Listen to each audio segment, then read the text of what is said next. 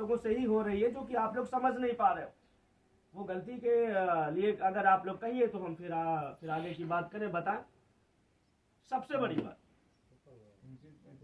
जिस भी ग्राम सभा में कहीं पे भी अगर हनुमंत लला जी की मूर्ति है और अगर आप व्यसन में लिप्त हैं, व्यसन मतलब आप लोग शायद समझते होंगे, व्यसन मतलब होता है नशा।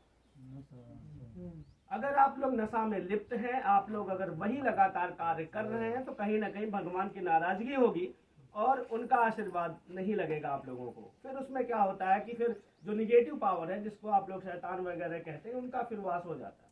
सीधी सी बात है। दूसरी बात, मंगलवार शनिवार कम से कम आप हफ्ते में 2 दिन हनुमान चालीसा तो बड़े आराम से कर सकते हैं, 10-20 लोग मिलके। आप लोग जैसे कि कल हो चुका है ना यहाँ हनुमान चालीसा, कल हुआ। इसी प्रकार से मंगल और शनिवार कम से कम हफ्ते में 2 दिन हनुमान चालीसा आप लोग कीजिए। मैं पूरी गारंटी लेता हूं और मैं पूर्ण रूप से आश्वस्त करता हूं आप लोगों को कि आने वाले समय में 1 महीने बाद से आप देखेंगे गांव का हर चीज कायाकल्प चेंज हो जाएगा, बदल जाएगा।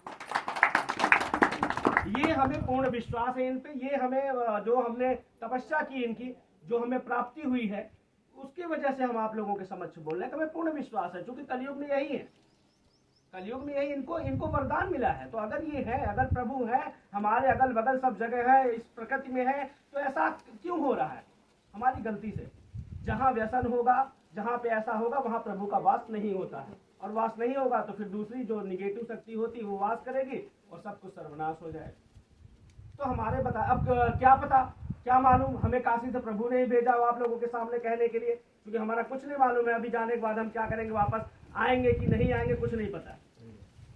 तो अचानक इस जंगल में 1600 किलोमीटर से आके ये सब बताना, हमें भी कुछ समझ में नहीं आ रहा कि हो क्या रहा है हमारे साथ। लेकिन चलिए, प्रभु आज्ञा है तो हम भी आप लोगों के समझ बोल दिए। अब पालन करना आप लोगों के हाथ में। यहाँ के जो युवा है, मैं देख रहा हूँ, जिनको 16 वर्ष 18 वर्ष की उम्र में पढ़ाई करना चाहिए, वह किसी दूसरे कार्य में लिप्त है।